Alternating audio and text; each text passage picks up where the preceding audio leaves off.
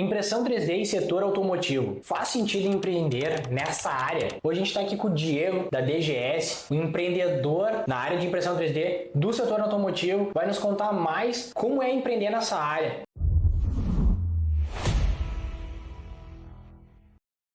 Diego, eu queria saber mais, cara. Quando é que tu conheceu a impressão 3D e quando é que tu começou nesse meio? Bom, eu conheci a impressão 3D, meu primeiro contato com uma impressora foi em 2012, que eu estava ainda no ensino médio, e a escola que eu estudava tinha um departamento de robótica e lá tinha uma impressora. Eu comecei a fazer robótica e achei muito legal ver a impressora trabalhando, cada dia ela fazia uma coisa lá. Mas depois acabei saindo da robótica, saindo do colégio e meio que ficou por isso. Aí em 2021, quando eu voltei a trabalhar, eu comprei uma máquina, mas comprei para fazer coisa pra mim e comecei a botar nos meus stories ali no meu Instagram e meus amigos começaram a ver. Eu sempre fui dessa área dos carros, sempre tive envolvido em encontro, carro antigo, essas coisas, então sempre tive muitos conhecidos nesse meio. Comecei a botar ali, os meus conhecidos começaram a ver, tipo, eu tenho um carro assim, eu precisava fazer uma pecinha, um botãozinho, um acabamento aqui, um acabamento ali. E isso meio que foi fluindo de uma maneira bem orgânica, assim, tipo, se tornou um negócio meio que sem querer, sabe? Eu comecei vendendo coisinha e daí hoje foi crescendo e tá tendo vários clientes já. E me conta mais, meu. Tu falou que tu já trabalhava no setor automotivo, tu já tinha uma garagem, uma estética automotiva. Como é que foi essa transição de tu ter esse espaço para trabalhar só com impressão 3D para o setor automotivo?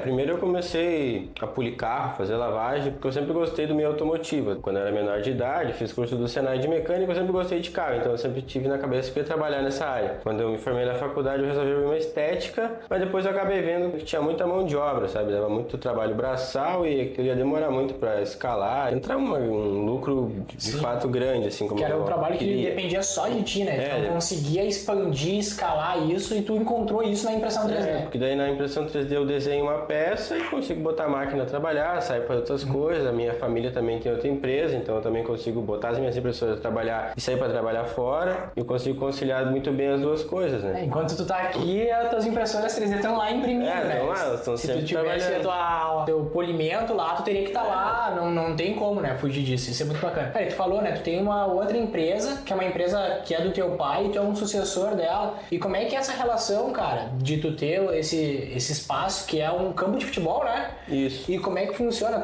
Às vezes tu tenta vender, fazer as coisas em 3D lá, como é que funciona isso? Até tem um cantinho lá no balcão que eu botei algumas pecinhas que eu fiz e tem meus cartãozinhos lá, porque muitos dos clientes que frequentam lá são empresários, então eles também às vezes vê ali, daí eu já falo, sou eu que faço isso daí, e daí eles acabam conversando ali, me comentam de uma necessidade, um problema que eles têm, e às vezes muitas vezes eu consigo solucionar. Então tem pessoas que eram clientes lá e viraram minhas clientes pessoais daí. Tu presta muito serviço de impressão, né? Mas tu também vende produtos na internet. O que tu diria pra uma pessoa que tá começando? Focar na área de serviço ou, cara, tentar vender um produto na internet e testando o que funciona? O que tu recomenda? Pra prestar serviço, tu vai ter que saber desenhar. 99% dos casos. 1% das vezes tu vai conseguir achar uma solução pronta para pessoa na internet, porque quanto mais complexa a peça e maior for o problema que tu soluciona, mais tu consegue agregar valor naquilo. Então muitas vezes o que tu menos está vendendo é a peça final lá impressa em plástico, tu está vendendo mais é o projeto, tá vendendo mais aquela solução daquele problema.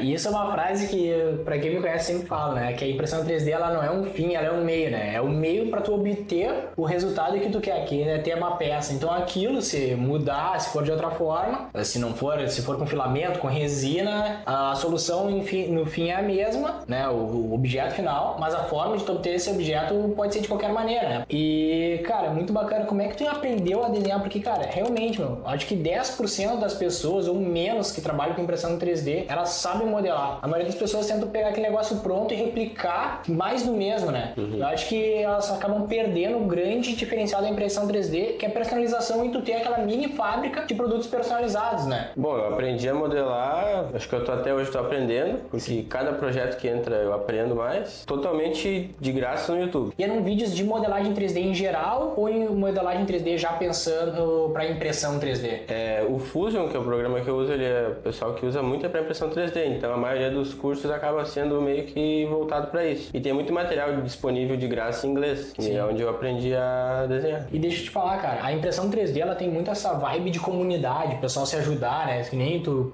propriamente viu vídeo no YouTube gratuito, o pessoal disponibilizando. E existe uma comunidade pra modelagem 3D, tu tem um grupo sei lá, um grupo de WhatsApp, de Telegram, que tu tira tuas dúvidas com o pessoal, como é que funciona isso? Como é que é essa relação com a modelagem? Tem alguns grupos no Facebook ali também, a maioria é inglês, a maioria é da gringa. Tem que desenrolar com os gringos lá, de gente do mundo inteiro. O YouTube também, mas eu acho que essa questão voltada para automotivo tem bastante coisa em inglês, dos Estados Unidos, né? Isso é uma baita dica, né? Às vezes o cara fica preso nesse negócio de impressão 3D, como é que eu ganho dinheiro, o que eu faço? E fica sem pensar em outras coisas que pode auxiliar. Aprender inglês e aprender modelagem, que, cara, isso dá um valor agregado ao teu produto absurdo, né? Isso daí dá um diferencial muito grande. Isso que eu vejo também, porque eu boto para vender no Mercado Livre, então quando é uma peça que eu mesmo projetei e desenhei, eu não tenho concorrente, eu não fico brigando por preço, enquanto quando tá vendendo uma decoração que é genérico, uma decoração não compete só com uma decoração igual a ela, vai competir com outras 10 decorações, porque tu vai escolher uma coisa para botar naquele lugar, e quando tu tem que solucionar um problema, tu precisa daquela peça específica, e daí a partir do momento que só eu tenho aquela peça específica, não tem mais onde tu correr. Cara, e um negócio que é interessante falar, que assim, às vezes o pessoal, eu sou um cara que, vou ser bem sincero, eu tenho medo às vezes de adentrar no mundo do automotivo, porque tu tem diversos materiais, às vezes tu tem um material que tu vai colocar no carro e, cara, aquele negócio precisa suportar calor. Quais os materiais que tu mais usa hoje? Se é um materiais que vai, sei lá, vai pra dentro do motor do carro, tu chega a fazer projetos nessa área, onde é que são mais os projetos de automotivo que tu faz hoje? Bom, a maior parte dos projetos que eu faço é em PETG, boa parte é acabamento automotivo, né, peças que vão por dentro, painéis ali, molduras, botões, e também faço algumas peças que vão no cofre do motor, daí também faço em ABS ou asa, algumas também com aqueles filamentos que tem fibra de carbono, já fiz também, mas é bem pouco, mas é PETG. E tem serviços que o cliente pede, eu falo, não tem como fazer, daí eu consigo às vezes prototipar uma peça para ele em 3D, para depois ser replicado em metal. Cara, que bacana, que daí depois, e essa peça em metal ele faz usinado daí? Diversas maneiras, né, pode ser feita através do corte laser e dobra e depois solda, ou só corte e solda, ou pode ser usinado também. Vai da peça e da solução e o gasto, né? O que fica mais viável para fazer. E hoje tu usa mais filamento ou resina? Eu tenho a de resina também, mas hoje a maior parte das peças é em filamento. Hoje qual que é o teu portfólio de impressoras 3D? Hoje eu tenho uma N-Cube, que é a M3 Max, que é de resina, aquela grandona. Daí eu tenho uma nova que eu comprei agora, que é de filamento grande, acho que é a Cobra 3 Max. Cobra 3 Max. Que é grande também, que ela é 50 por 50, acho. Putz, é. Eu tenho uma CRM4 também, que é grandona, que é 42 por 42, e eu tenho 2K1. Qual o maior em tamanho, a maior peça que tu já entregou para um cliente, e qual foi a mais complexa, a mais difícil de tu fazer? A maior, eu acho que também acabou sendo a mais complexa, foi um acabamento da Mercedes, que é dessas Mercedes modernas. O cliente bateu, era um kit, aquelas AMG, sabe? Daí ela tem um spoiler na frente, bem baixo, e o cliente bateu na entrada de casa, assim, no degrau, e daí quebrou ele, daí eu refiz todo ele, era uma peça de 1,20 m. E o cara usa na Mercedes dele uma peça impressa em 3D, PETG. Sim. Da F3D. Sim. Ah, que loucura! Daí eu escaneio, né, que eu tenho scanner também, eu escaneio a peça, eu refiz a modelagem, né, eu não imprimo direto a peça escaneada, porque eu não tenho um scanner tão bom assim, tem scanners que hoje tu consegue imprimir direto, o meu é um mais de entrada, então eu sempre redesenho a peça, às vezes eu até crio alguns reforços, algumas melhorias, que vai ser impressa e não injetada, como normalmente é. Daí o cliente depois faz o acabamento, né? Essa parte eu não faço, de pintura e acabamento eu não faço. Daí eu entrego e ele acabou sendo em parceria com uma oficina que eu trabalho, então era um cliente da oficina, a oficina me repassou o serviço. Sim. Ele fez o acabamento e entregou a peça. Cara, muito bacana isso. Deixa eu te perguntar qual é o scanner que tu usa e se tu já usou algum serviço de escaneamento, um scanner mais profissional, mais caro. De eu mandar alguém escanear pra mim? Isso. Não, eu nunca pedi pra alguém escanear, nunca fui muito atrás disso. Eu sei que tem esse serviço até aqui no Novo Hamburgo, para a área calçadista, mas eu nunca fui atrás. E eu tenho um Creality Ferret que é com Wi-Fi, aquele bem de entrada. Bem de entrada, aí tu tira o escaneamento a grosso modo e depois tu modela em 3D as partes. Então depois eu uso o paquímetro e o scanner ali na tela para refazer a peça. Cara, tu falou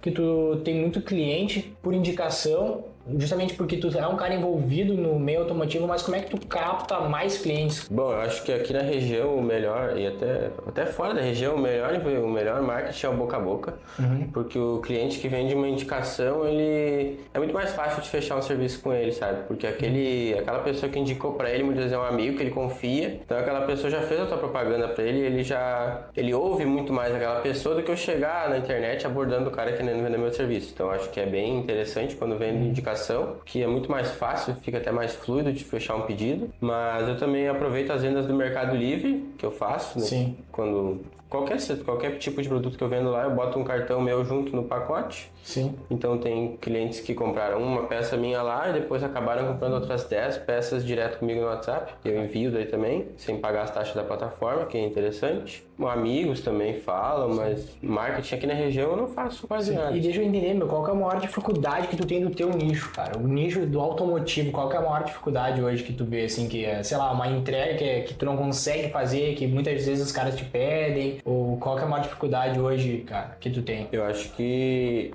a dificuldade ela já está sendo suprida, que seria a impressão 3D em metal, né? Que vai trazer aí, conseguir atender umas peças bem mais interessantes, né? Mas vai demorar um pouco para chegar, mas já existe, né? Eu acho que é isso aí, basicamente, que tem algumas coisas que a gente não consegue fazer ainda, né? Que eu acabo fazendo... A resistência da peça em si. Que daí eu acabo fazendo o projeto, protótipo e depois replicando em algum outro material, eu acabo terceirizando esse serviço, né? E o tamanho das impressoras, cara, por exemplo, uma impressora de 1 metro faria mais sentido? O que tu acha que é o futuro? Ter uma impressora maior, mais rápida? Isso pra ti hoje não é um problema. Se um cara chegar pra ti pedir uma peça de 2 metros, tu consegue entregar pra ele. Eu não vejo como um problema, porque eu consigo emendar as peças, então, nesse ramo automotivo, 99% das peças vão receber pintura e acabamento, então eu imprimo elas picadas, depois eu colo, faço uma boa união ali, depois vai para pintura e acabamento, tu nem sabe onde foi feita a emenda. Isso é muito bacana, porque cada setor, cada nicho tem as suas peculiaridades, né? Como o setor automotivo, o pessoal sempre vai dar um acabamento, tu pode remendar as peças. Mas tem alguns setores bem específicos que os caras não, preciso daquela peça inteira, e o cara precisa de uma impressora... daí vai fazer sentido, né? Não, mas que bom que pra ti tu tá bem servido, cara. Bom. E muitas coisas eu faço uma emenda já lá no programa, sabe? Então, em vez de eu só fazer um corte reto no fatiador, lá no Fusion, quando eu tô desenhando, eu já projeto em 2 peças. Então, eu faço uma emenda que ela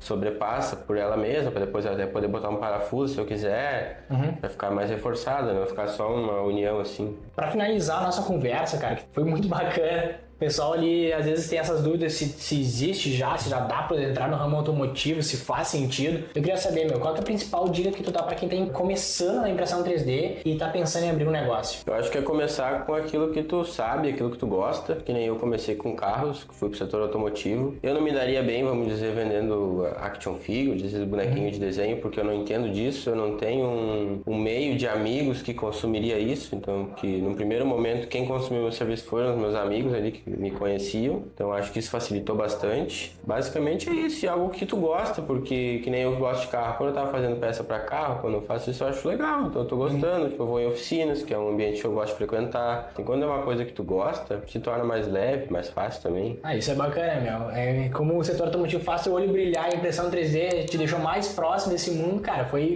perfeito. Bom, Diego, cara, agradecer o teu tempo, cara, acho que foi muito bacana essa conversa, e cara, que essa conversa sirva de inspiração para cada vez mais pessoas entrar no mundo da impressão 3D, seja ela o nicho que for, né? Muito bacana. Show de bola, Valeu.